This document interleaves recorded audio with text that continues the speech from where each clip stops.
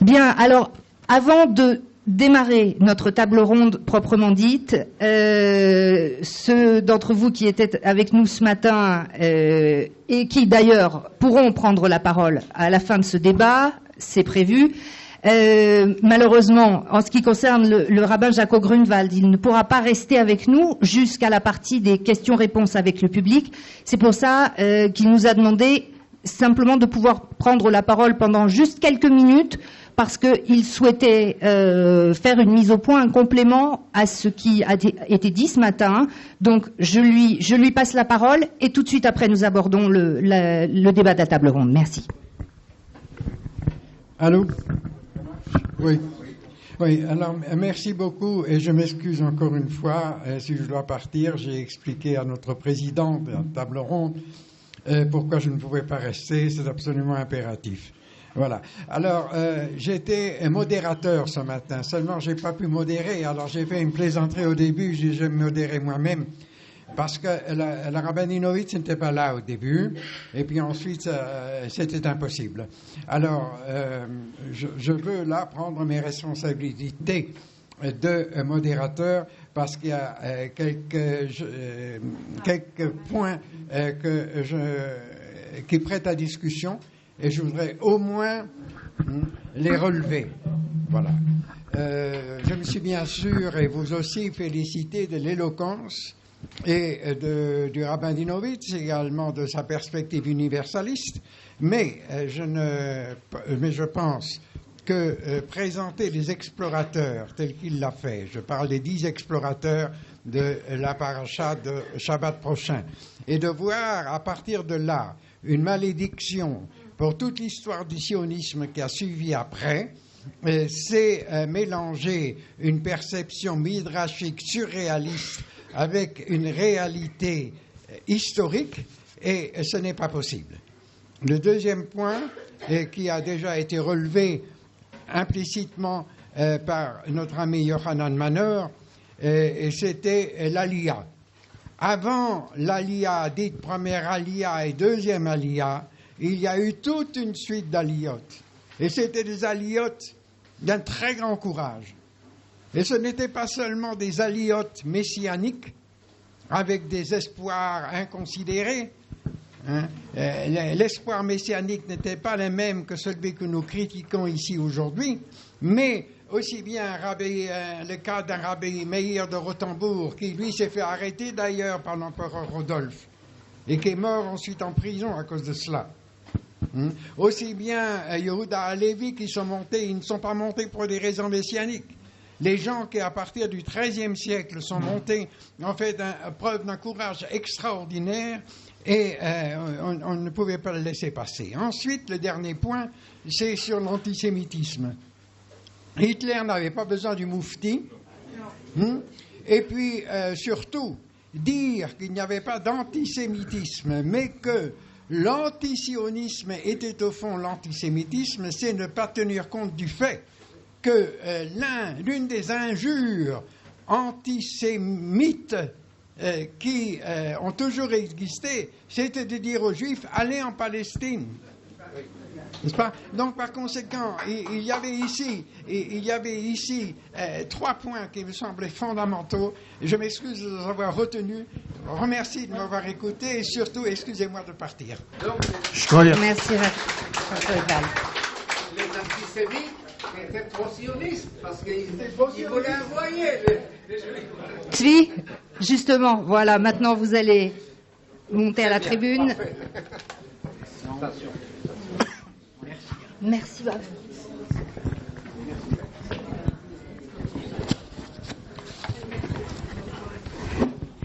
Merci au rabbin Grunwald. Maintenant, donc, nous allons passer à notre table ronde sur la thématique qui a été discutée depuis ce matin, Israël, État juif ou État des Juifs. La question de la définition de l'État d'Israël accompagne, on l'a vu, le projet sioniste depuis son origine, et aujourd'hui encore, elle occupe, elle divise, elle oppose, elle interroge sur tout ce qui fait Israël, parce qu'elle est au cœur de cette problématique. Qu'il s'agisse de sa structuration politique, de la composition de sa société, aussi de sa place sur la scène internationale et de ses relations avec la diaspora, cette définition tient donc une place centrale. Et de la même manière que la définition de l'identité juive en son temps, et aussi jusqu'à maintenant, en incluant la dimension Israël, tient évidemment une place centrale. Alors pour en débattre aujourd'hui avec nous, nous avons convié des personnalités qui elles-mêmes, par leur travail, continuent à réfléchir à ces questions et avec elles nous allons tenter de trouver un certain nombre de réponses. Alors d'abord, comme chaque année, la table ronde se déroulera en 2 temps. D'abord, une discussion entre nos intervenants et ensuite place aux questions du public, étant donné la densité des propos qui ont été tenus ce matin et le fait aussi que malheureusement nous n'ayons pas tenu les horaires, et là-dessus bien évidemment nous vous prions de nous excuser. En compensation, dirais-je, on va rallonger d'1 quart d'heure la partie des questions du public, c'est-à-dire ce quart d'heure viendra au détriment de nos intervenants, mais eux-mêmes seront là pour répondre. Donc je pense que tout le monde s'y retrouvera. Donc en fait, et si je tiens mes délais, à partir de 16h, on passera aux questions-réponses pour 1 heure jusqu'à la fin de cette table ronde, et ensuite la synthèse qui sera présentée par Pierrot Dreyfus. Alors, nos invités donc, qui ont bien voulu se joindre à nous aujourd'hui, nous les en remercions. Tout d'abord, Eliezer Cherki, qui est orientaliste et islamologue. Jusque récemment, vous travailliez au ministère israélien de la Justice, où vous étiez plus particulièrement chargé des relations juridiques avec l'autorité palestinienne et également de la question du statut des Juifs dans les pays arabes. Igal Palmor, vous êtes aujourd'hui le directeur de la communication de l'Agence juive. Un certain nombre d'entre nous vous connaissent déjà par votre carrière au ministère des Affaires étrangères, dont vous avez été jusqu'en 2014 le porte-parole et le directeur du service de presse du ministère. Et vous avez également dirigé le département Maghreb, Syrie, Liban au ministère des Affaires étrangères. Tzvi Mazel, aussi un diplomate, ancien ambassadeur d'Israël en Roumanie, en Égypte et en Suède. Vous avez également dirigé plusieurs services au ministère des Affaires étrangères, notamment, et si je ne me trompe pas, le département Europe centrale et le département Égypte et Afrique du Nord. Vous êtes aujourd'hui chercheur au JCPA, le Centre des affaires publiques et de l'État de Jérusalem. Voilà pour les présentations. Donc abordons tout de suite notre première problématique, celle de la définition d'Israël, de l'État d'Israël par lui-même. Alors je commencerai avec vous, Eliezer Cherki. Lorsque nous avions parlé durant la préparation de ce colloque, vous aviez évoqué avec moi le travail remarquable réalisé par George Weiss, qui a également été mentionné par certains intervenants ce matin, et son ouvrage sur Théodore Herzl, une nouvelle lecture, qui est paru, si je ne m'abuse, en 2005. Et vous me disiez à l'époque, au moment où nous parlions, que justement Théodore Herzl, contrairement à un certain nombre d'idées reçues, était très travaillé par son identité juive, m'avez-vous dit. Alors, est-ce que vous pourriez nous en dire un peu plus et nous expliquer quelle place cela comporte justement dans la constitution du projet politique sioniste? Merci. Bon après-midi, chers amis. Je ne peux pas prendre la parole à la place de notre ami George Weiss, qui a écrit ce livre considérable auquel je vous renvoie, qui est un livre qui est très très important, puisqu'il a mis en évidence, à partir des carnets personnels de Théodore Herzl, de l'ensemble des carnets, et non pas d'une sélection des textes comme ça a souvent été édité, que Herzl, contrairement à une idée qui s'était forgée à travers les années, voulait en vérité créer un État qui soit profondément juif, selon l'expression de George Weiss, et non pas simplement une espèce de coquille creuse dans lequel qui pourrait servir d'État refuge aux Juifs, etc. Cette dimension profondément juive de l'État tel qu'il le concevait est essentiel pour comprendre la profondeur et la vision d'ensemble de son projet. Maintenant, quel est ce contenu du judaïsme dont il parle? On peut évidemment débattre et épiloguer, mais en tout cas, il est évident que pour lui, ce n'était pas un sujet marginal. Il était à la fois travaillé par l'urgence existentielle, politique, de créer un État juif, effectivement un État pour les juifs, un État refuge, mais cet État devait avoir un contenu. Alors, encore une fois, je ne peux pas prendre la place ici de Georges Weiss et développer cette idée. Simplement, quand j'ai été sollicité par nos amis du Bnei Brit pour parler de ce fameux débat qui travaille beaucoup la société israélienne, État juif ou État des Juifs, ma première réaction, comme toujours, c'est en fait, de quoi parle-t-on? C'est pourquoi, quelle est la réalité dont nous parlons? C'est pourquoi j'ai beaucoup aimé les paroles de notre ami Jaco Grunewald tout à l'heure, qui nous renvoie au réel. Quelle est la réalité des choses dont on parle? La réalité politique, sociale, la densité du réel des Juifs qui sont en Israël, et c'est de la relation du monde extérieur à Israël. Alors je voulais juste lancer deux idées fondamentales que je développerai peut-être par la suite. La première est cette idée que peuvent avoir certains d'un État qui ne serait qu'un État des Juifs et non pas un État juif, au sens où il serait, comme j'ai dit tout à l'heure, une espèce de coquille vide universelle selon le mode des démocraties telles qu'elles ont été conçues en Angleterre, en France, dans certains pays occidentaux, c'est-à-dire l'État comme on dit en hébreu, l'État de tous ses citoyens. Cette idée-là, elle se heurte à deux éléments du réel. La première est interne au peuple d'Israël, le peuple de l'État d'Israël, au peuple juif, et la seconde lui est extérieure. Et les deux ensemble font que ce débat est en vérité un débat qui est d'un purement théorique. Et je vais tout de suite expliquer pourquoi. En ce qui concerne le débat interne, la société israélienne et la société juive en général est composée de différentes composantes précisément, dont chacune tient une dimension, porte une dimension qui est en quelque sorte son drapeau propre. C'est une idée de type sociologique qui a déjà été formulée il y a 100 ans par le Rav Kook, qui dit dans un texte qui date encore une fois de plus d'une centaine d'années, et qui dit, en parlant du nouveau Yishuv, il dit ce Yishuv est travaillé par trois dimensions. Il y a ceux qui sont porteurs de la dimension religieuse, ceux qui sont porteurs de la dimension nationale, et ceux qui sont porteurs de la dimension, nous l'appellerons libérale, il l'appelle libéral, en fait, il veut dire morale universelle. Il dit, or, ces trois composantes, elles sont effectivement portées par trois composantes de la société israélienne, ou la société du Yishuv à l'époque. Mais en vérité, elles sont internes à l'identité d'Israël. Et que ces trois dimensions existent en Israël. Alors, il se trouve que, et ce n'est pas un hasard, bien évidemment, que certaines composantes mettent l'accent ou, au contraire, soulèvent le drapeau de telle dimension. Certains sont exclusivement religieux. D'autres mettent l'accent sur la dimension nationale et les troisièmes sur la dimension morale universelle. Mais en vérité, on ne peut pas amputer aucune de ces dimensions de notre identité. Et on ne peut pas l'amputer non plus d'un point de vue sociologique. C'est-à-dire qu'elles finiront toujours par surgir. Il y aura toujours une partie de la société israélienne qui, à juste titre, soulèvera le problème moral universel, le second le problème religieux, le troisième problème national, etc.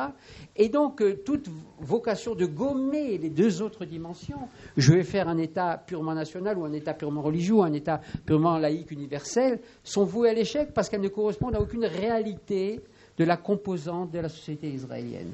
Et, continue le Rav Kook dans ce texte, il ne peut surgir de direction politique réelle à long terme de notre identité que ceux qui seront capables d'unifier, de réaliser, d'harmoniser ces trois composantes. Donc ici, il y a un blocage au niveau, je dirais, de la sociologie de l'État d'Israël. On peut rêver, chacun peut rêver avoir cette dimension, mais cette dimension va se heurter aux deux autres dimensions, et à juste titre. D'ailleurs, puisque une dimension qui exclut les deux autres est une amputation de l'identité d'Israël.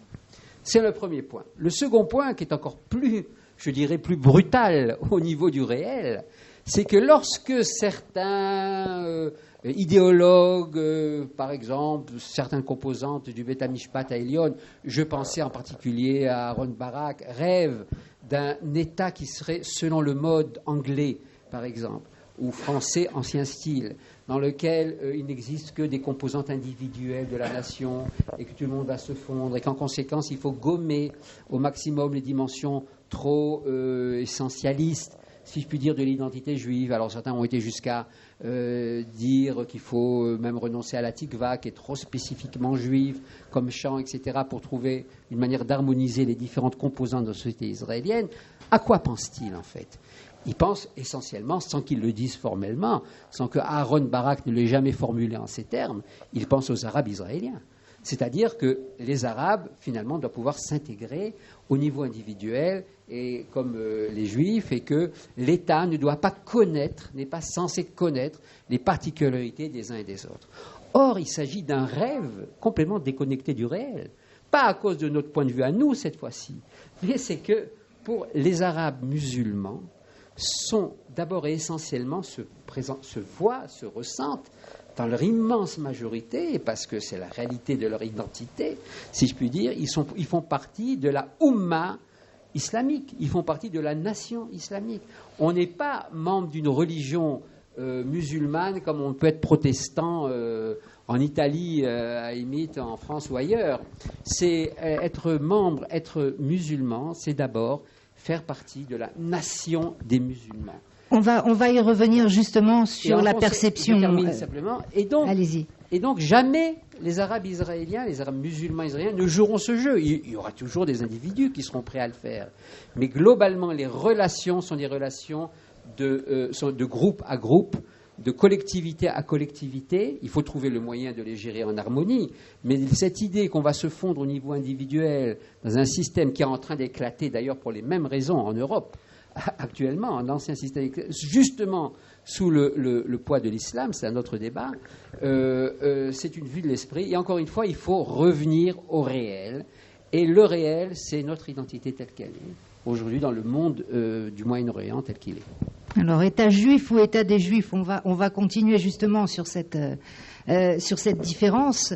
Vous parliez, Eliezer, d'État de tous ses citoyens et État à coquille vide. Alors on a effectivement, oui, la question de l'État-nation, bien évidemment, qui entre dans la définition de l'État d'Israël. Alors, Yigal Palmor, on va essayer de déjà commencer en prenant les orateurs par ordre de placement, mais ensuite soyez libres entre vous même de participer, bien entendu, à la discussion. Cette question, justement, de l'État-nation, de l'État de tous ses citoyens, comment est-ce que vous exprimez cette différence fondamentale? Comment est-ce que, justement, ça entre dans la définition de l'État d'Israël? Quelle est la part, en fait, des deux? Je crois qu'il est évident pour tout le monde que l'État appartient à ses citoyens. Un citoyen a des devoirs et des droits, et le citoyen fait fonctionner l'État. Et donc, dans ce sens, tous les États sont des États de tous leurs citoyens.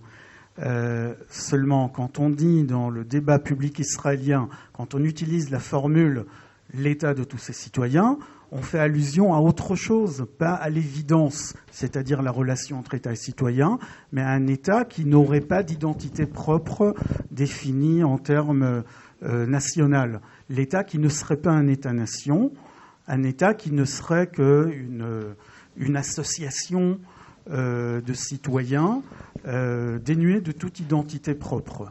Et ça, évidemment, ça va bien au-delà de la question de la citoyenneté. C'est pour ça que le débat est un peu faussé. Car oui, certainement, l'État est l'État de tous ses citoyens, c'est tout à fait normal et c'est ainsi qu'un État doit fonctionner.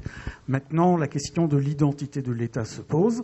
Tous les États modernes, sauf quelques exceptions qui ont bien des excuses de l'être, sont des États-nations. D'une façon ou d'une autre, ils sont l'expression souveraine d'une certaine nation. Lorsque ce sont des États démocratiques et éclairés, cette définition de l'État-nation n'est pas aux dépens des minorités nationales qui jouissent évidemment de droits citoyens égaux dans l'État national. Lorsque ce sont des États moins éclairés, évidemment, on écrase toutes les autres identités autour. Ce n'est pas évidemment le but du projet sioniste ou du projet israélien. Maintenant, un grand obstacle pour la définition de l'État-nation du peuple juif, c'est d'abord la définition du juif. L'État d'Israël n'a jamais défini ce qu'était un juif dans ce débat. Et donc, nous nous retrouvons, à cause de cela, devant des situations absurdes où l'État d'Israël rejette certains juifs et s'évertue à faire venir en Israël des non-juifs. Alors, qui est juif dans ce cas ?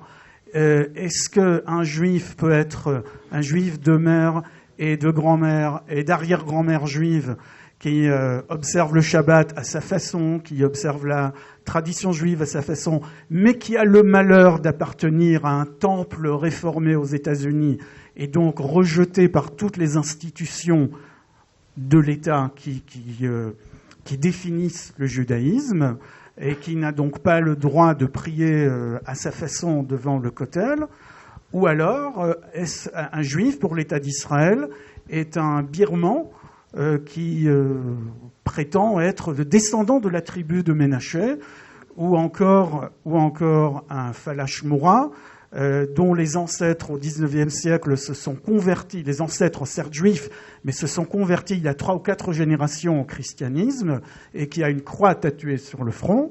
Eh bien, ce sont des gens qui arrivent en Israël dans le cadre des activités de la Aliyah, plus ou moins, et qui deviennent des citoyens à part entière. Alors, je n'ai rien contre eux. Je ne suis pas venu ici pour vous dire qu'on devait le rejeter, au contraire, mais je dis simplement que la définition du juif n'est pas celle que l'on croit. Elle n'est pas celle que l'on ne croit pas non plus. Il n'y a pas de définition claire et nette de ce qu'est un juif et de ce que n'est pas un juif. Sauf à celle définition étatique. De la loi du retour. Imaginez-vous, oui, alors, la loi du retour qui, vous allez me dire, simplifie quand même les choses pour faire venir des Olim. Non, elle ne fait que les compliquer davantage. Parce que la loi du retour autorise évidemment, c'est-à-dire reconnaît la judaïté de ceux qui se seraient convertis. Mais convertis par qui ? Alors vous allez me dire, oui, bon, mais au moins les conversions orthodoxes, non. Des conversions orthodoxes ne sont pas reconnues par le rabbinat si le rabbin en question n'est pas, et je vais le dire de manière assez blessante pour provoquer un peu le débat, si le rabbin qui convertit à l'étranger n'est pas copain-copain d'un rabbin de la rabbanoute ici, eh bien sa conversion n'est pas reconnue. D'abord, les conversions du mouvement Chabad sont globalement pas reconnues. Déjà, aucune conversion du mouvement Chabad n'est reconnue par le rabbinat. Je ne parle pas de l'État.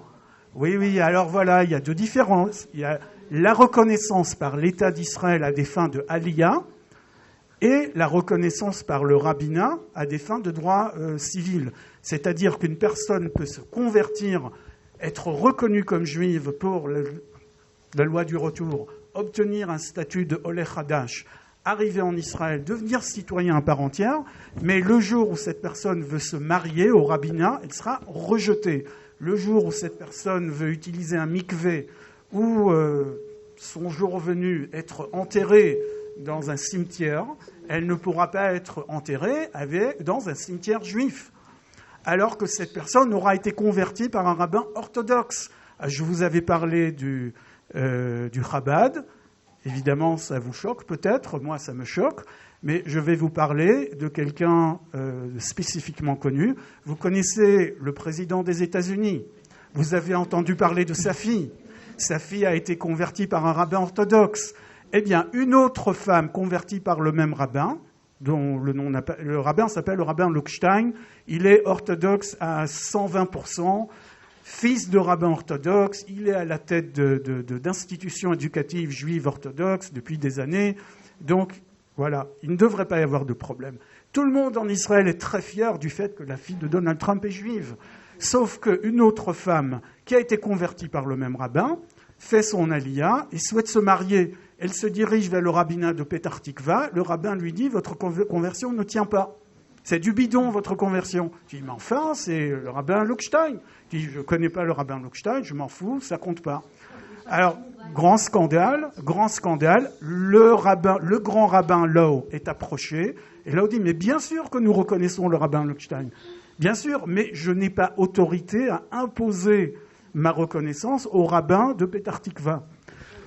Donc, nous sommes devant une situation absurde où Israël est fier de la conversion de la fille du président des États-Unis par un rabbin qui a converti une Israélienne dont nous ne reconnaissons pas la conversion.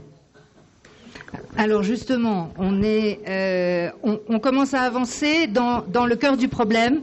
Je vous rappelle que nous vous donnons la parole à partir de 16h. C'est promis, juré, craché. Mais là, pour l'instant, je vous demande de retenir les questions que vous avez envie de poser. D'ailleurs, c'est important. Ne les oubliez pas. Elles feront partie de ce que vous pourrez voir et discuter après avec nos intervenants. Alors, on va continuer à avancer, justement. Cette question, donc, de l'identité des citoyens, de la législation, elle se pose, et là, je m'adresse maintenant à Tzvi Mazel pour continuer cette discussion. On voit en ce moment, c'est d'une actualité brûlante, la loi sur la nation, qui arrive à l'ordre du jour de la Knesset, dont une des formulations est déjà passée en première lecture devant le Parlement, se pose cette question justement de cette définition dont parlait Igal, qui n'existe pas à proprement parler, de la définition de qu'est-ce qu'être juif dans l'État d'Israël. Ça peut paraître effectivement paradoxal. On a aussi la question de la Constitution qui est évoquée, on l'a vu ce matin, dans la déclaration d'indépendance et qui pourtant n'est toujours pas mise en forme et qui continue à faire débat. Alors justement, cette question, ce blocage ou cette incapacité à concrétiser une législation, voire une constitution, comment est-ce que cela s'explique aujourd'hui, Tzvi Mazel? Écoutez, du moment où on tient compte de la religion comme le seul critère, n'est-ce pas? Et on pousse de loin les autres. Je ne dis pas les autres, parce que tous les rabbins qui font la conversion, ils sont juifs, même orthodoxes, mais il y en a qui sont reconnus et qui ne sont pas reconnus. Alors regardez, M. Palmore représente actuellement l'agence juive, n'est-ce pas? La représentation d'Israël face au peuple juif. Ses premières fonctions à l'agence juive, de faire monter des juifs en Israël. Il ne peut pas le faire. Parce qu'il y a des juifs convertis, mais dont la conversion n'a pas été reconnue par certains rabbins et surtout par notre rabbinat.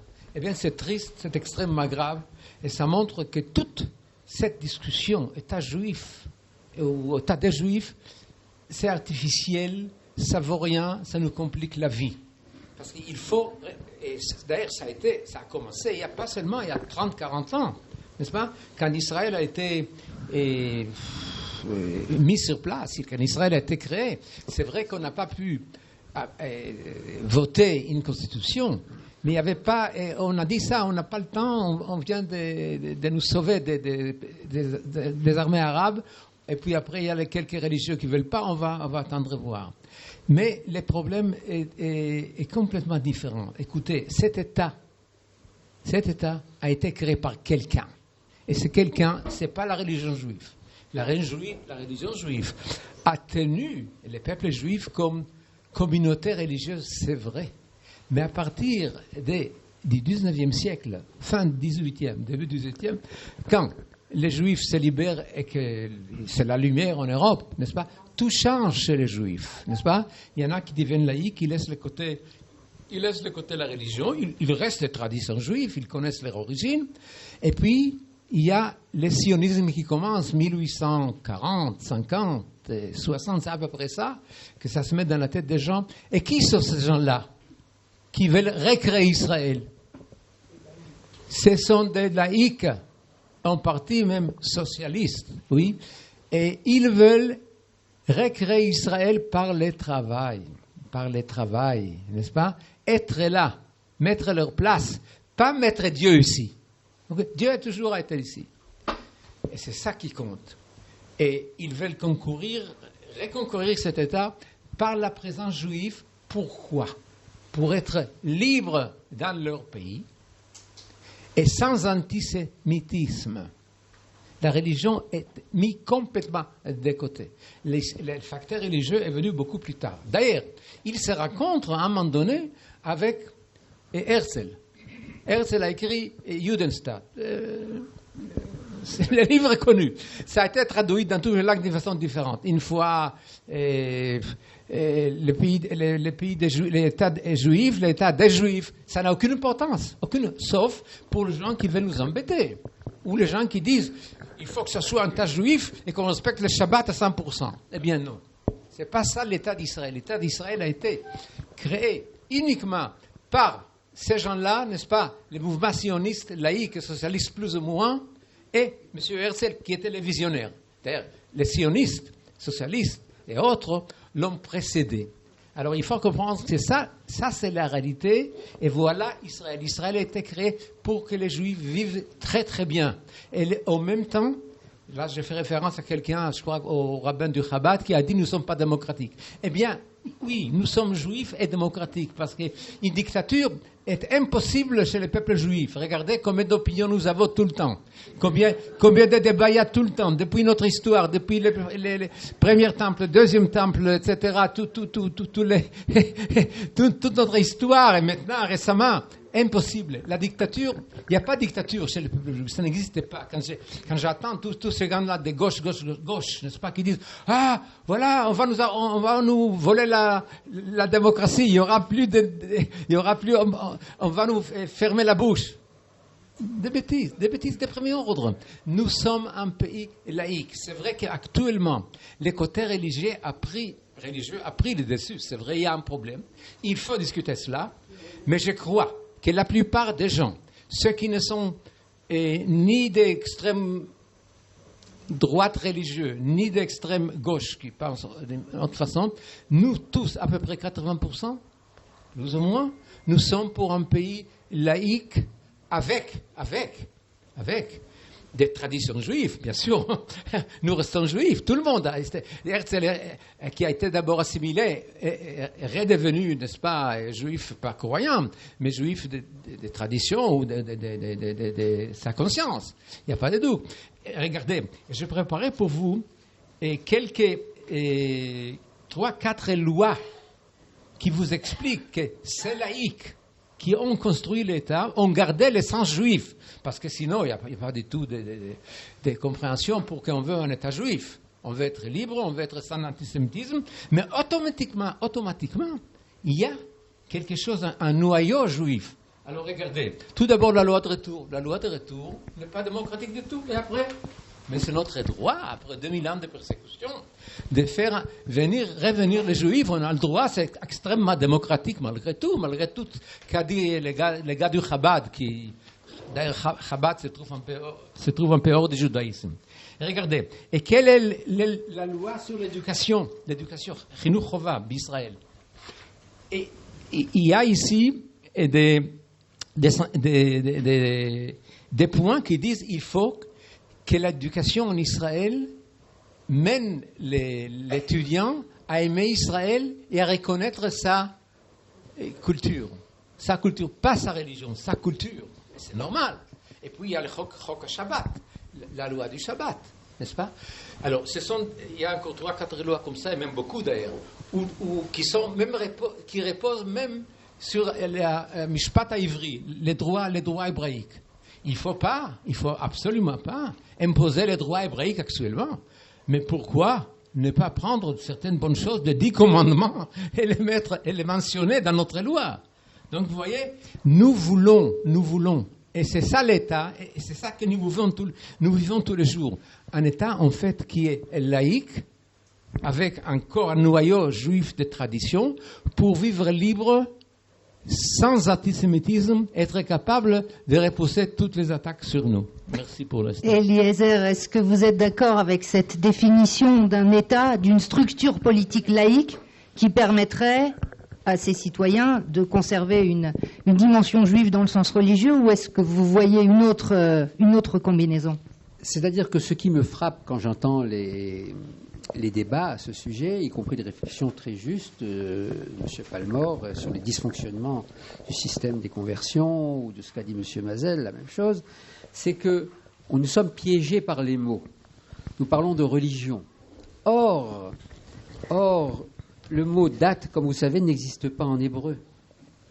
C'est quelque chose qui va peut-être vous surprendre, mais c'est un mot persan d'origine indo-européenne qui se trouve la première fois dans la Megillat Esther. Alors c'est vrai qu'on emploie maintenant dati au sens religieux, mais ce n'est pas par hasard que ce mot n'existe pas. Vous savez, on dit que, moi qui longtemps, je suis un peu branché sur ce qui se passe dans le monde de l'islam, et aussi dans le monde chrétien, européen, on est frappé par le fait que la création de l'État d'Israël a suscité un véritable tremblement de terre qui ne s'est pas achevé.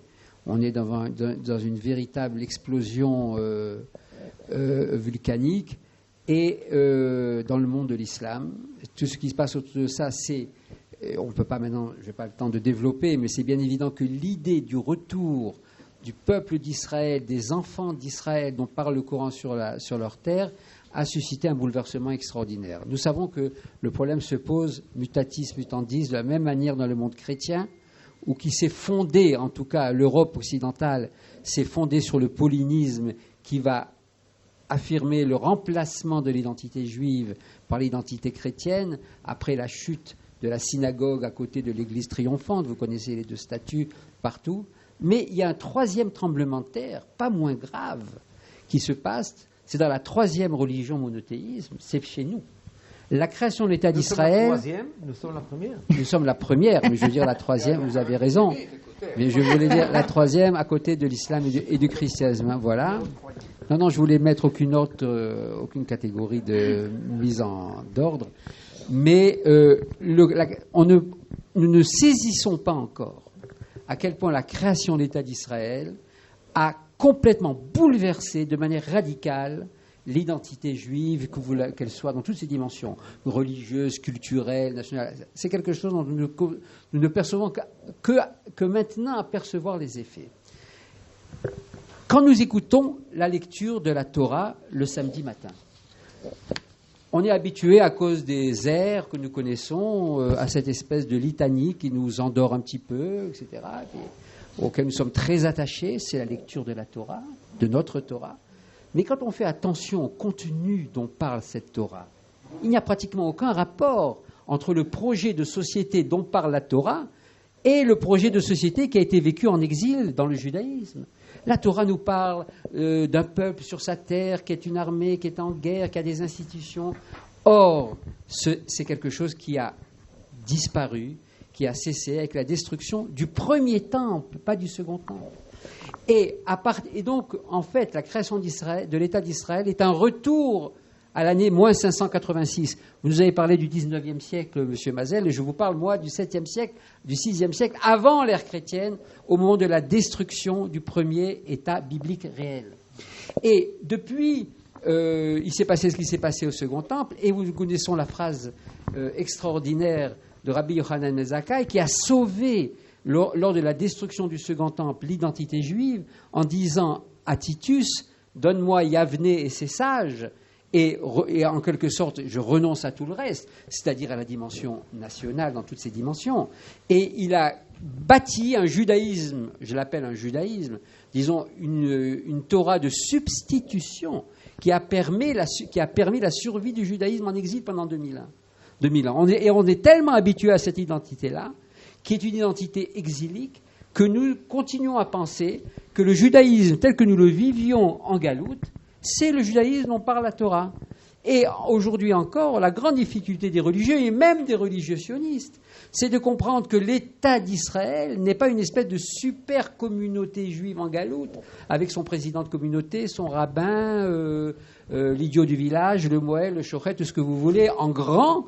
Il s'agit d'une autre identité, complètement d'une autre entité. Et les problèmes religieux dont vous parlez, les problèmes de conversion, sont liés au fait qu'on continue à aborder les problèmes dans le monde religieux comme s'il s'agissait des mêmes problèmes que nous connaissions en exil, dans les communautés de la diaspora, à l'échelon d'une immense communauté sur la terre d'Israël. Il s'agit de radicalement autre chose. Et tant qu'on n'aura pas fait ce bouleversement profond, qui est un bouleversement qui doit encore une fois, rétablir les 3 dimensions dont je parlais tout à l'heure, et les faire fondre dans quelque chose de nouveau qui est un retour au projet initial dont nous parle la Torah, on va se bloquer chaque fois sur des dysfonctionnements qui tiennent au fait que nous sommes décalés par rapport à la nouvelle réalité qui est la nôtre. Alors, à qui appartient cette mission? Non, mais je suis tout à fait d'accord. Je ne m'apprêtais pas à l'être, mais on me force ici d'être tout à fait d'accord avec cette vision de l'État d'Israël. Et oui, on ne s'attend pas à tout. L'État d'Israël est une révolution absolue de la condition juive. Je rappelle que le premier exil n'a pas été l'exil de Babylone, mais l'exil d'Assyrie, quand le royaume d'Israël tombe au 8e siècle avant l'ère chrétienne. Après vient l'exil des Judéens en Babylone. Et donc, le peuple juif, si vous voulez, le peuple d'Israël, les enfants d'Israël, vivent la plupart de leur existence historique en diaspora. Parfois, à côté de la diaspora, il y a une forme de souveraineté en terre d'Israël. Mais la plupart du temps, il n'y en a pas. Et la diaspora est en fait le phénomène fondateur du peuple juif. Le peuple juif est d'abord un peuple diasporique, avant que d'être un peuple souverain. En diaspora égyptienne, par exemple, des juifs ont construit des temples identiques au temple de Jérusalem, et avec presque la même légitimité, parfois. Pour celui de Chonion. Mais enfin, les Juifs vivaient leur judaïsme pleinement en diaspora, que ce soit en Assyrie, en Babylone, en Égypte, en Grèce et après dans le reste du monde. Et ce qui se passe en 1948 est une rupture totale avec l'histoire juive. Et je crois que les Juifs en Israël et les Juifs en diaspora, en règle générale, n'ont pas fini d'intérioriser et de comprendre les conséquences de cette rupture. Nous vivons des contradictions dont la racine principale est l'incompréhension de cette rupture et le manque d'adaptation à cette nouvelle condition juive. Alors ça, je tiens... Alors, Tzvi, micro. Alors justement, vous savez quoi? Puisqu'on est arrivé là, je voulais réserver ça pour ma dernière partie, mais finalement, on va peut-être maintenant aborder... Ah, mais c'est bien pour ça. Donc, sur la question relation Israël-diaspora, allez-y, on continue.